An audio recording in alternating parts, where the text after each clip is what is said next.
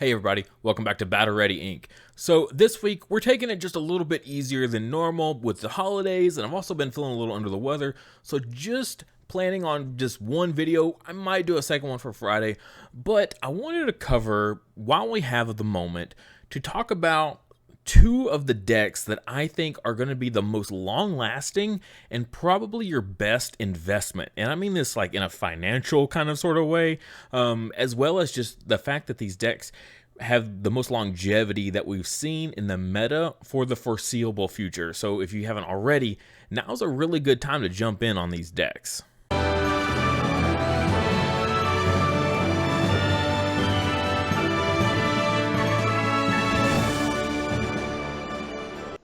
Don't forget, our memory marker for the month of December for Patreon is going to be Yokomon. So this is handmade out of clay by my wife, has a hand painted on face, super highly detailed, absolutely amazing. This is almost over though. Patreon is coming to an end for December, so definitely want to check this out soon if you want to get into it. Now, if you want any of our previous memory markers we've had on the channel, check the coffee link in the description below. There you can see all the previous memory markers we've had on the channel. The benefit, though, if you go through Patreon, you can get the featured memory marker for usually a bit of a discounted rate compared to how they are on Coffee. All right, so you might be wondering where I'm getting like kind of my information from, and I definitely want to keep that open and where I'm getting this. I do get a lot of information from DigimonMeta.com. It's got great resources for looking at like top performing decks. We can look at all the BT6 and EX1 that performed in all the JP formats. That's Japan as well as all the other nations over there running the JP format. So we can just, come in here, we can look at the dates that these performed. We got the Philippines, Malaysia, all kinds of different places.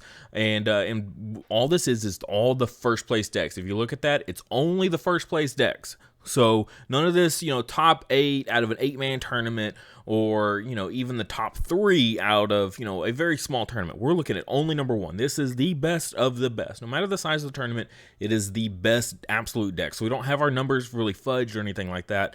So we can come through here and look at, a lot of the decks that were most played. In addition to that, I also go to this Facebook page here, and there's a few others out there as well, but they give tournament bracket results and things like that. And look at this. This was 2 hours ago, posted on the 28th of December.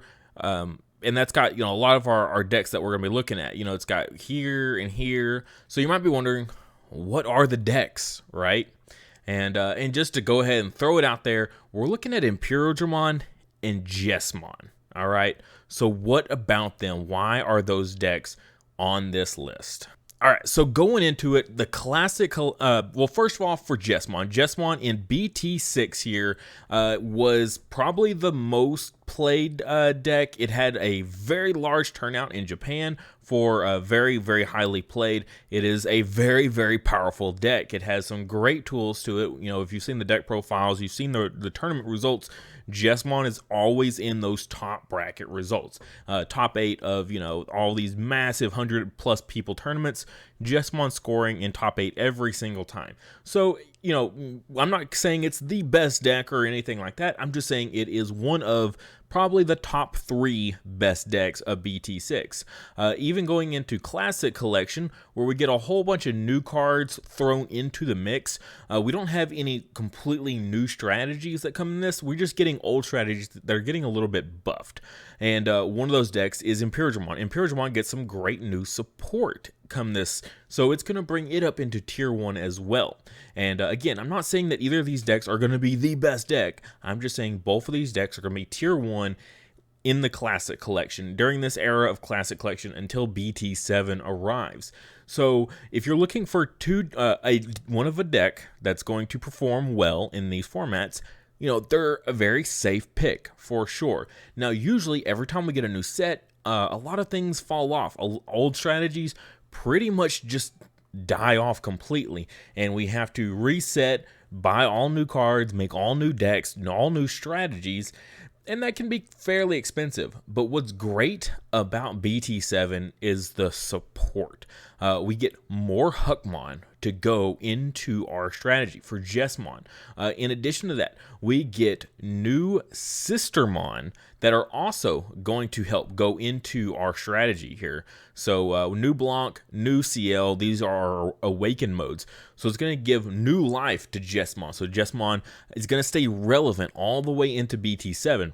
Imperialdramon is just going to kind of hang in there here and there, probably on the lower end of tier 1, but it should still remain in tier 1. But it, again, Vmon is just one of those decks, one of those Digimon that's just going to always get support.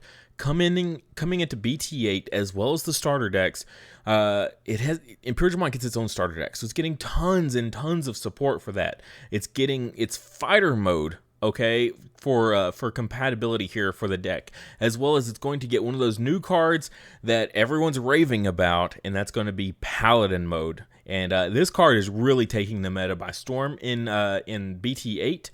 In addition, though, with that starter deck that I mentioned, it's going to continue getting an incredible amount of power, tons of support for Imperialdramon, an entire starter deck, as well as a main set dedicated to Vmon. So Vmon's getting support, which is going to be your main piece for blue, the blue half of your Imperialdramon deck.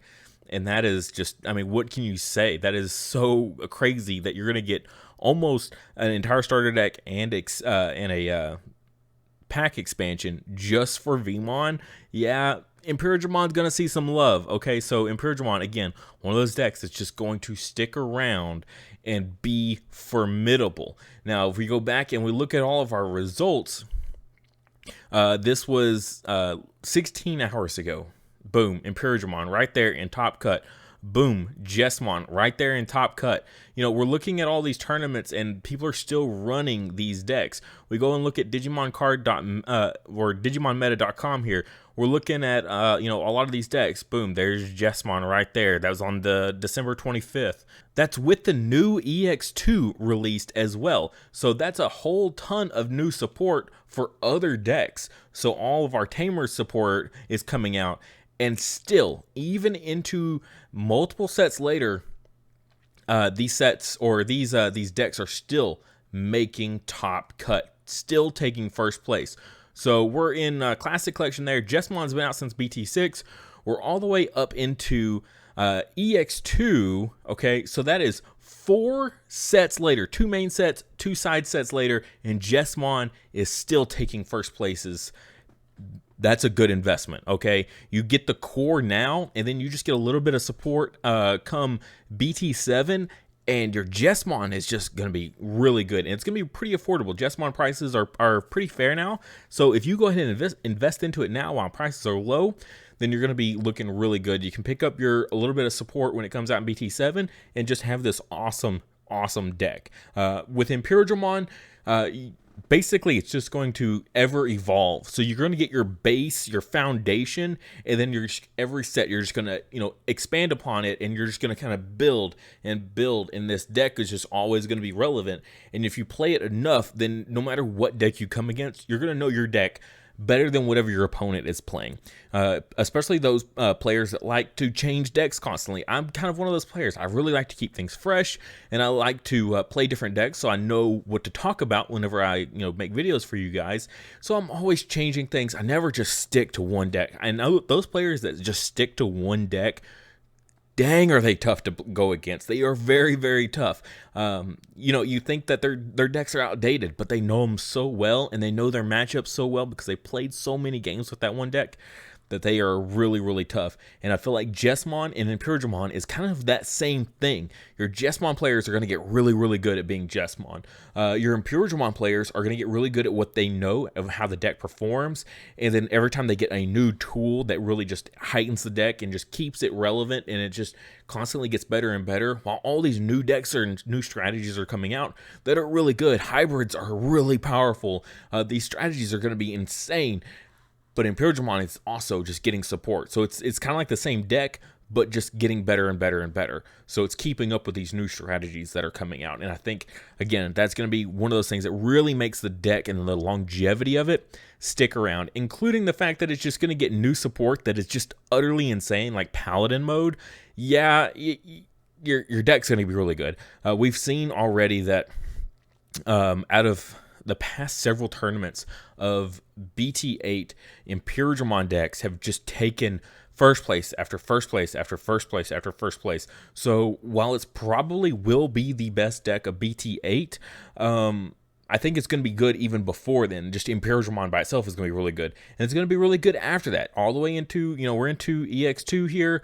For the foreseeable future, this deck is going to be pretty unstoppable. So play it now, get all your pieces, because, the prices of a lot of that stuff is going to go up. I mean, just look back to starter deck Greymon, okay? It was nothing. It was just a starter deck common. And it's, oh my God, it's like $18 now last I checked. For just a security attack +1 inheritable on a level 4, and it was just a basic card that at one time was worth 30 cents and is now worth $18. You're going to kind of run into these sort of things, especially with something like Imperial that's going to throw all the way back to Jamming Vmon. We've seen Jamming Vmon be at $8. Jamming Vmon is just one of those cards that's just always going to be really good in any sort of Vmon or Imperial deck. So things like that. It's really just good to get your basics now, because you're going to have really good value for a very long time. So if you ever do decide to drop the deck for whatever reason, your value will remain. And I think that's what kind of makes this whole video come together, is you're going to invest in these cards and they're going to be relevant for such a long time that I think they're going to be your best investment for the foreseeable future.